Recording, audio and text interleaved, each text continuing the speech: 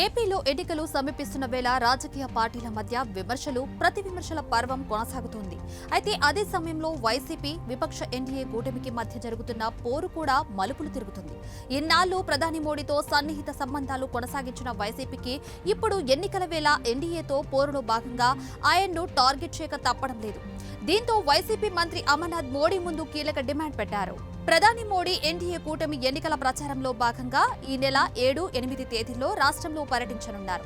అలాగే ఉమ్మడి విశాఖ జిల్లాలో వైజాగ్ స్టీల్ ప్లాంట్ ప్రైవేటీకరణ అంశంపై జనంలో తీవ్ర అసంతృప్తి నెలకొంది. దీంతో రాజకీయ పార్టీలు ఎవరికి వారు వైజాగ్ స్టీల్ ప్లాంట్ ప్రైవేటీకరణకు తాము వ్యతిరేకమంటే మేం వ్యతిరేకమంటూ చెప్పుకుంటున్నాయి. వైసీపీ ఇప్పుడు మరో అడుగు ముందుకేసి దీనిపై ప్రధాని మోడీని టార్గెట్ చేయడం మొదలు పెడుతుంది. విమర్శలు ప్రతి విమర్శలు ఏపీలో ఈ నెల 7, 8 తేదీల్లో మోడీ పర్యటన వైజాగ్ స్టీల్ ప్లాంట్ ప్రైవేటీకరణపై జనంలో తీవ్ర అసంతృప్తి. ప్రైవేటీకరణకు తాము వ్యతిరేకమంటే మేం వ్యతిరేకమంటూ మాటలు ప్రధాని మోడీని టార్గెట్ చేసిన వైసీపీ. ఇందులో భాగంగా వైసీపీ మంత్రి గుడివాడ అమర్నాథ్ మోడీ అనకాపల్లి బహిరంగ సభలో వైజాగ్ స్టీల్ ప్లాంట్ ప్రైవేటీకరణపై నోరు విప్పాలని డిమాండ్ చేశారు. దీనిపై బీజేపీ విధానం ఏంటో ఆయన స్పష్టం చేయాలన్నారు. అనకాపల్లిలోనే ప్రధాని దీనిపై క్లారిటీ ఇస్తే జనం ఎన్డీఏ కూటమిని నమ్ముతారని తెలిపారు. అంతే తప్ప ఎన్డీఏ నేతలు చెప్తున్న మాటల్ని జనం నమ్మే పరిస్థితిలో నమ్మడం లేదన్నారు.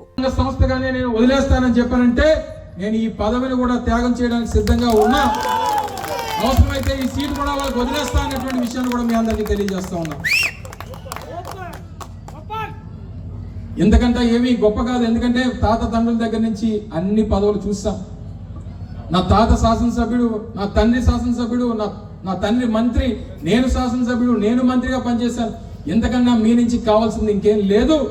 నాకు దేనికంటే ఏది గొప్ప కాదు, పదవులు గొప్ప కాదు. ఇంకా బోల్డ్ వయసు ఉంది.